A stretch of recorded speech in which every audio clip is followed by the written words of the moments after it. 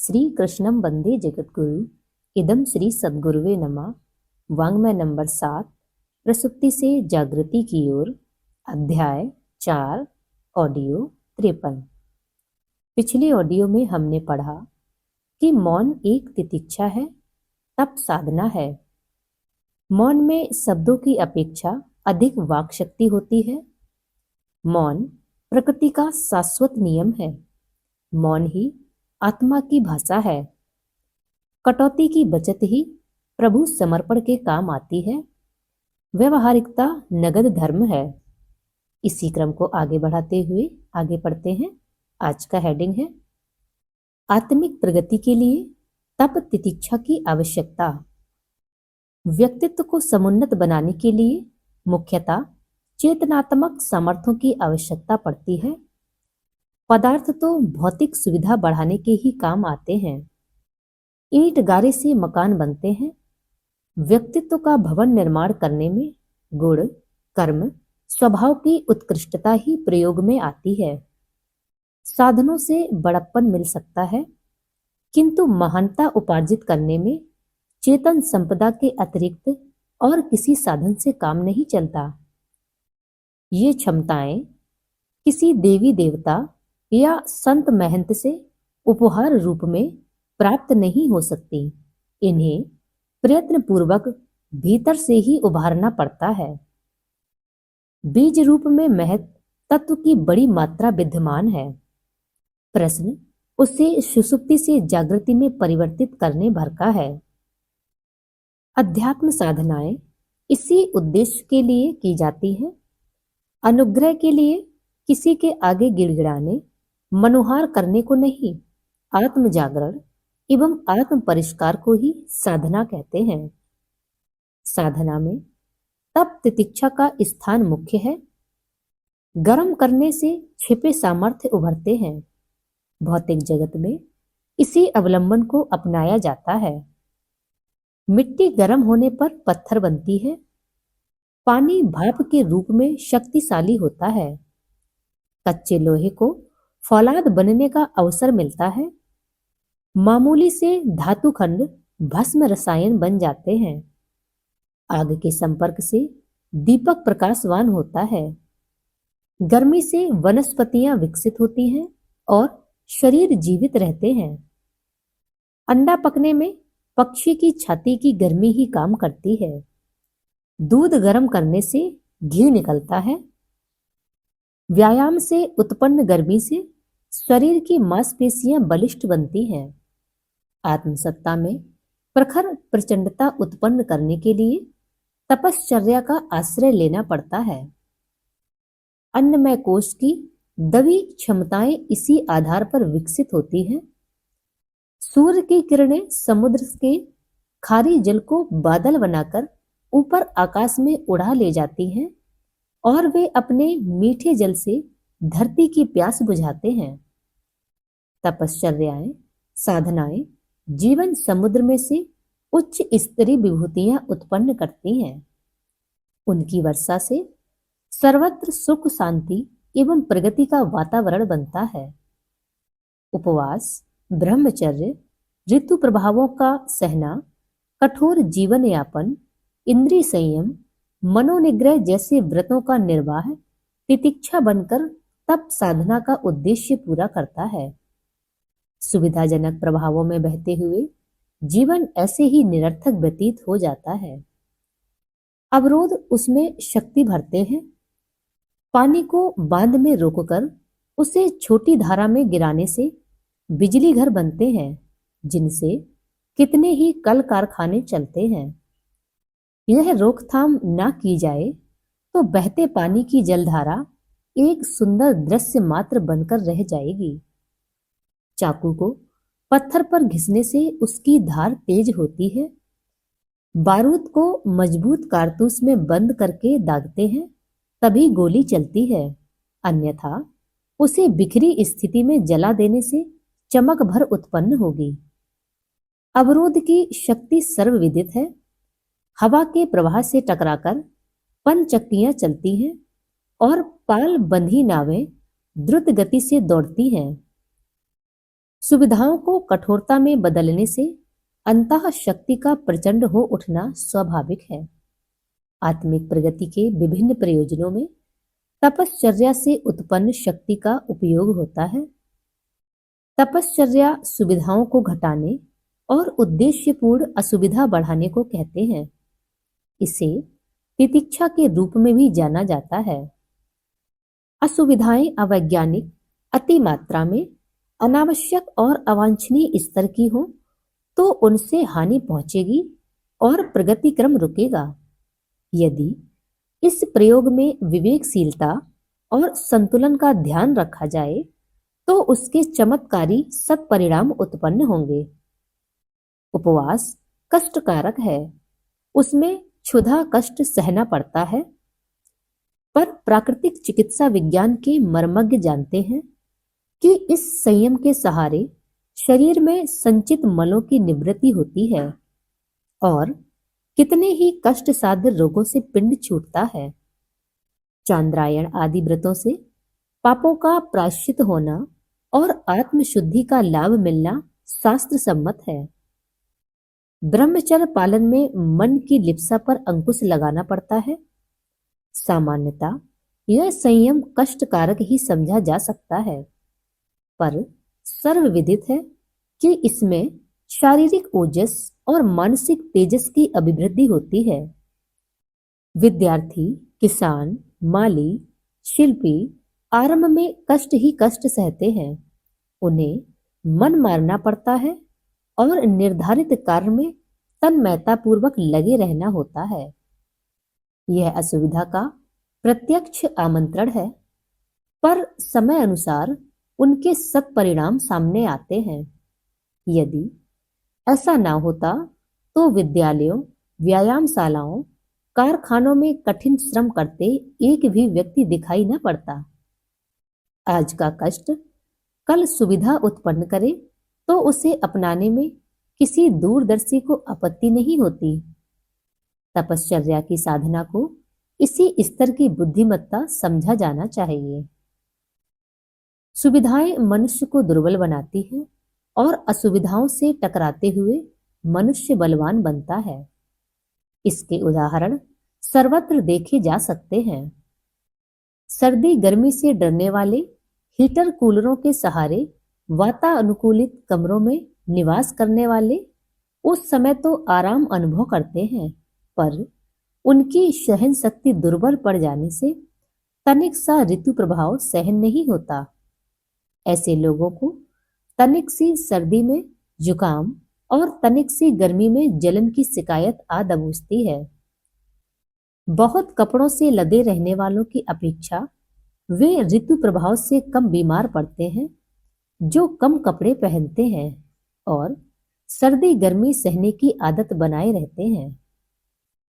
उत्तरी ध्रुव पर बसी एस्किमो नामक मनुष्य जाति उस प्रदेश में चिरकाल से रहती है। वहां घोर शीत रहता है, सदा बर्फ जमी रहती है। कृषि तथा वनस्पतियों तक का कोई आधार नहीं। सामान्य मनुष्यों को उपलब्ध होने वाले साधन भी वहां नहीं है। वे मात्र जलचरों के मांस पर जीवित रहते हैं। जीवित ही नहीं, परिपुष्ट भी हैं और सुखी भी। वन्य प्रदेशों के निवासी आदिवासी सभ्य शहरी लोगों की तुलना में अभावग्रस्त दिखते पर भी अधिक निरोग, सुदृढ़ और दीर्घजीवी होते हैं। यह तितिक्षा के फलस्वरूप उत्पन्न होने वाली सुरक्षा सामर्थ्य का ही सत्परिणाम है। सुविधा भरा जीवन आलसी बनता है, कठिनाइयों से लड़ने का अवसर ही नहीं रहता, तो प्रतिभा प्रसुप्त स्थिति में चली जाती है। संघर्ष में कठिनाई भरे जीवन में अन्य असुविधाएं कितनी ही क्यों ना हो, इतना लाभ तो स्पष्ट ही है कि उससे मनुष्य की प्रखरता निखरती है। अमीरी के वातावरण में कदाचित ही कभी कुछ प्रतिभाएं उभरती हैं। संसार भर के महामानवों के इतिहास में यह तथ्य स्पष्ट है कि वे या तो कठिनाइयों की परिस्थिति में जन्मे थे अथवा उन्होंने जानबूझकर कठिनाइयों से भरा जीवन क्रम अपनाया था। संयम और सादगी की नीति अपनाकर ही मितव्ययता पूर्वक गुजारा करने वाला न्याय निष्ठामय जीवन जी सकता है। विलासी की आवश्यकताएं इतनी बढ़ी चढ़ी होती हैं कि अनीति उपार्जन अपनाए बिना उसकी आकांक्षाएं पूरी हो नहीं सकती। ऐसी दशा में सारा शारीरिक मानसिक श्रम अधिक कमाने और अधिक भोगने के कुचक्र में ही समाप्त हो जाता है। जो इसकी बचत कर सकेगा उसी के लिए परमार्थ प्रयोजनों में अपना चिंतन, समय, प्रभाव एवं धन का कुछ महत्वपूर्ण अंश लगा सकना संभव होगा। धर्म स्थापना का दूसरा पक्ष है अधर्म का विनाश। इसके लिए संघर्ष करना पड़ता है और अन्यायकर्ताओं का आक्रमण आघात सहना पड़ता है। दोनों ही दृष्टियों से धर्म और नीति के समर्थकों को पग पग पर कठिनाइयों का सामना करना पड़ता है। आदर्शवादिता का निर्वाह इससे कम मूल्य चुकाए बिना हो नहीं सकता। अस्तु श्रेय पथ पर चलने वालों के लिए यह आवश्यक हो जाता है कि वे पहले से ही अपनी स्थिति ऐसी बना लें जिसमें पीछे शिकायतें करने या पछताने की आवश्यकता ही ना रहे। यह तैयारी तितिक्षा द्वारा सहन शक्ति विकसित करने के रूप में ही करनी पड़ती है। अध्यात्म मार्ग के पथिक यह जानते हैं कि उन्हें किस कठिन मार्ग पर चलना है। इसके लिए उपयुक्त साहस का संपादन, कठिनाइयों से परिचित और अभ्यस्त रहना आवश्यक है। तपश्चर्या से इसी आवश्यकता की पूर्ति होती है। तब तितिक्षाएं जो व्यक्तित्व को प्रखर बनाती हैं। अभ्यस्त ढर्रा अचेतन की गहराई तक उतरकर स्वभाव का अंग बन जाता है। उसे बदलने या छोड़ने में असाधारण साहस और संकल्प के प्रयोग करने की आवश्यकता पड़ती है।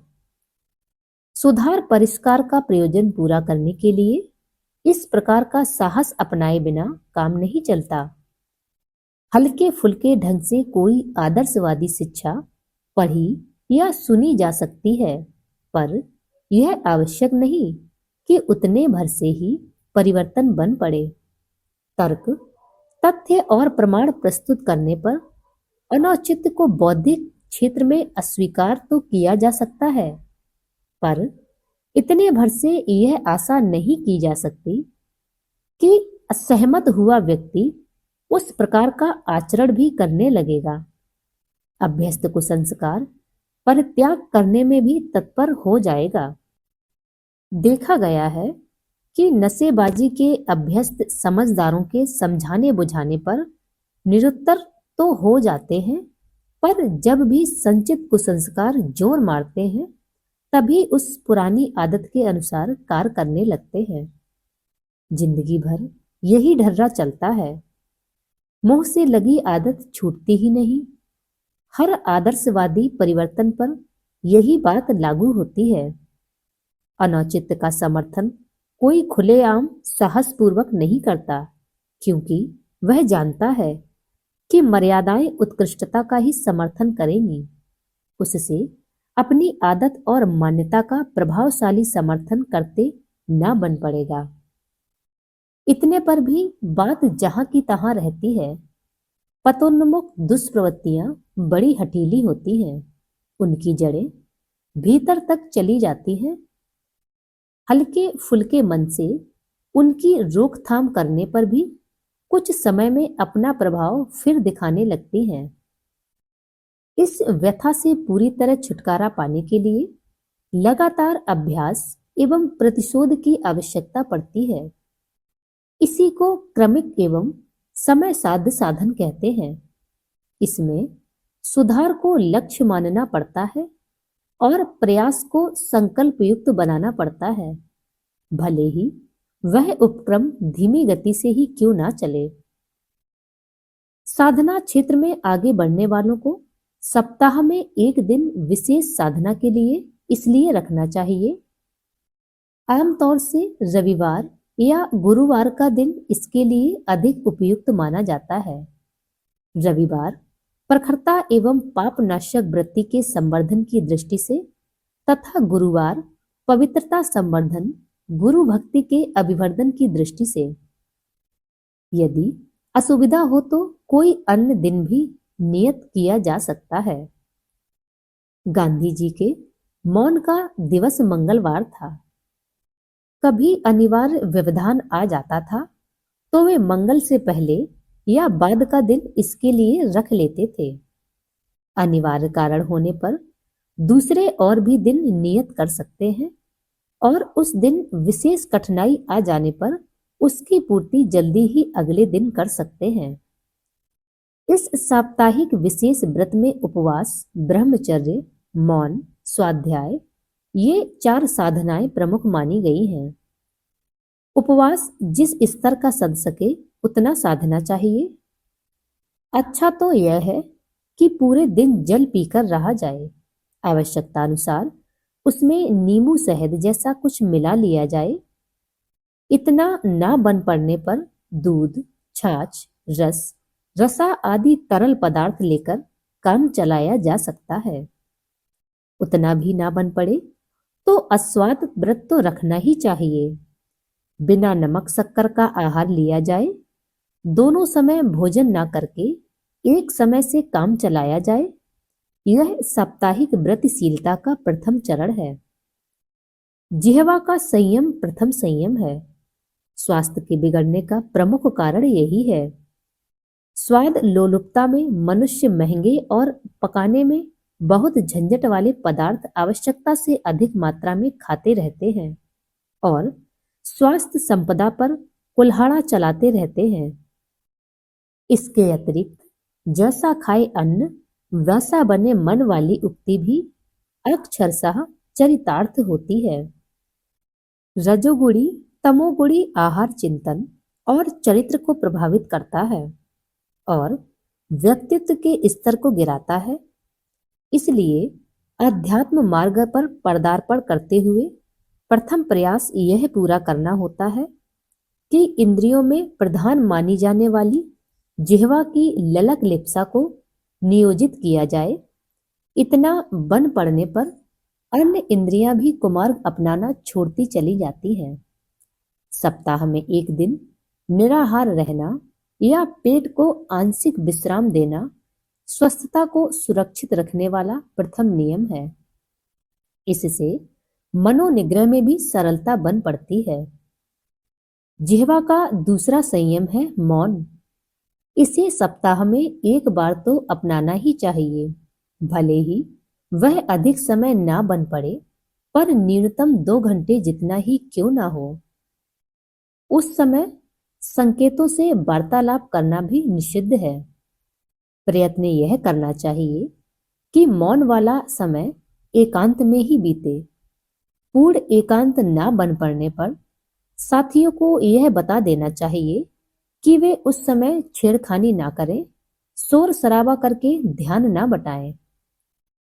इस मौन काल में अपने वार्तालाप में बन पड़ने वाली अशिष्टता की, अनैतिकता की समीक्षा की जाए और जो दोष बन पड़ते हैं उन्हें रोकने की योजना बननी चाहिए।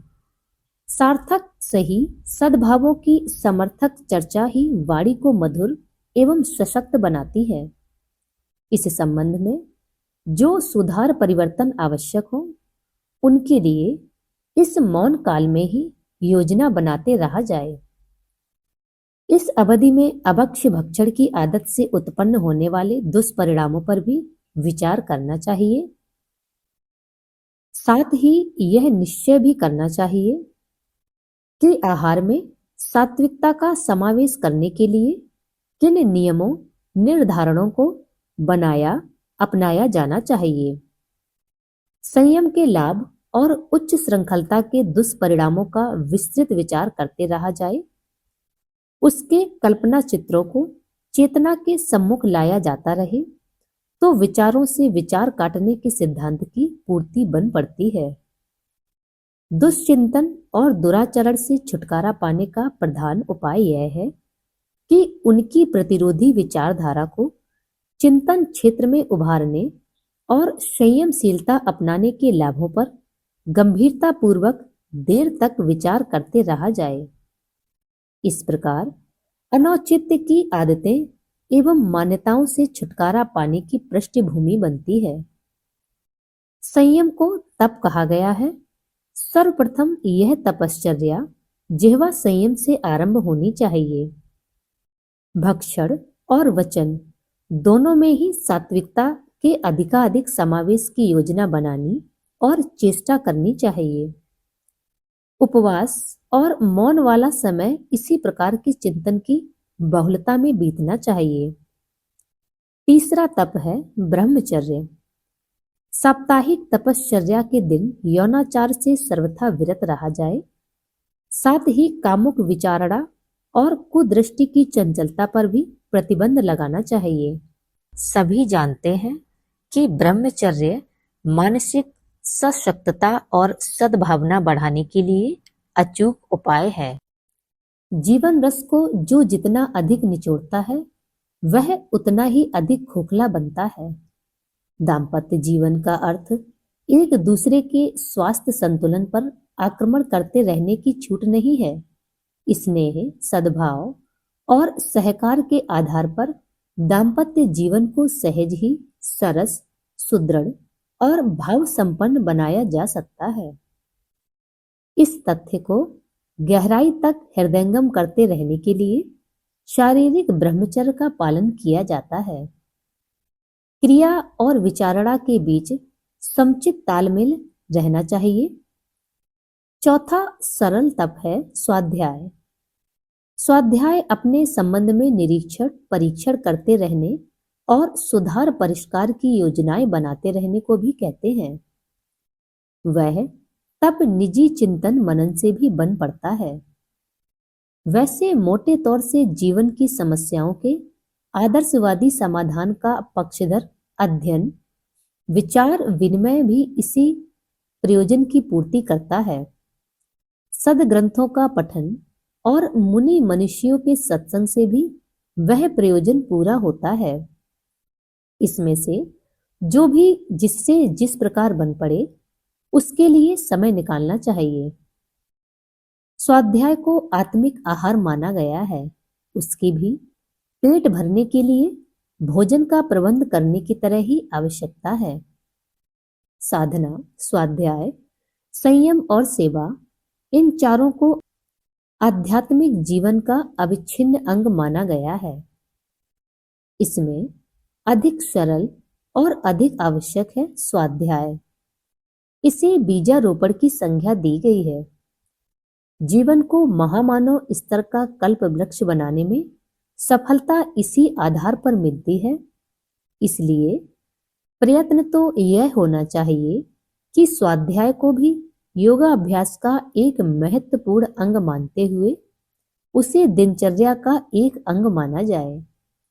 कम से कम इतना तो अनिवार्य ही होना चाहिए कि सप्ताह में एक दिन इस प्रयोजन के लिए सुनिश्चित रखा जाए।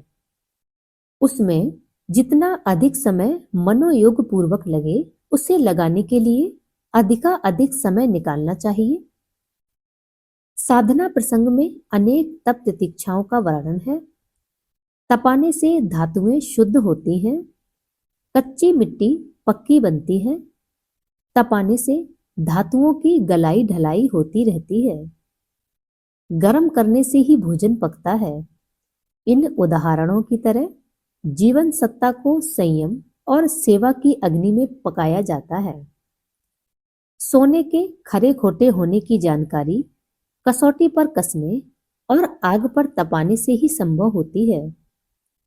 ठीक इसी प्रकार व्यक्ति की बलिष्ठता, साहसिकता एवं उत्कृष्टता तप तितिक्षा का आश्रय लेने पर ही प्रखर होती है। तपस्वी ही ओजस्वी, तेजस्वी, मनस्वी बनते हैं।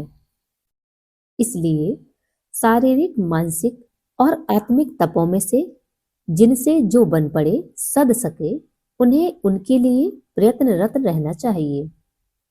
साधना, स्वाध्याय, संयम इसलिए नियमित किए गए हैं। ऊपर शारीरिक और मानसिक तपश्चर्याओं का ही समावेश है। पांचवी तितिक्षा सेवा धर्म अपनाने की उदारता का, परमार्थ परायणता का परिचय देने की है। उसे दानशीलता भी कह सकते हैं। श्रमदान समयदान की तरह अंशदान भी पुण्य परमार्थ परायणों में गिने जाते हैं। होना तो यह चाहिए कि दैनिक आय का एक अंश नित्य सत प्रवृत्ति संवर्धन के लिए निकालने के लिए सतत प्रयत्नशील रहा जाए, पर इतना ना बन पड़े तो इतना तो करना ही चाहिए कि सप्ताह में एक दिन की आमदनी या जितना न्यूनाधिक बन पड़े उतना धन सद्ज्ञान संवर्धन के लिए निकालते रहना चाहिए। संकटग्रस्तों की सामयिक सहायता भी आवश्यक होती है, पर सबसे बड़ा पुण्य परमार्थ ज्ञान यज्ञ ही माना गया है। उसका स्वरूप प्रत्यक्ष न दिख पड़ने और परिणाम तत्काल सामने न आने पर भी उसकी गरिमा हर दृष्टि से उच्च स्तरीय ही मानी जाती रही है। धन दान भी सेवा क्षेत्र में श्रम दान की तरह महत्वपूर्ण है। साप्ताहिक अंशदान को योग साधना का पांचवा व एक प्रमुख पक्ष माना जाता है। यह शारीरिक मानसिक के अतिरिक्त साधना क्षेत्र की पांचवी तपश्चर्या है। इन सभी को समान महत्व मिलना चाहिए, तभी व्यक्ति की आत्मिक प्रगति का पथ प्रशस्त होता है। आज के लिए इतना ही। सभी को प्रणाम। 21वीं सदी उज्जवल भविष्य। भारत माता की जय। वंदे मातरम। वाङ्मय अथवा साहित्य शब्द विचार और भावना का दिव्य संग्रह। परम पूज्य गुरुदेव पंडित श्री राम शर्मा आचार्य जी की इस धरोहर को ऑडियो रूप में सुनने के लिए चैनल को लाइक करें, सब्सक्राइब करें और नोटिफिकेशन को ऑन रखें और गुरुवाणी को जन जन तक पहुंचाएं। हृदय से आभार।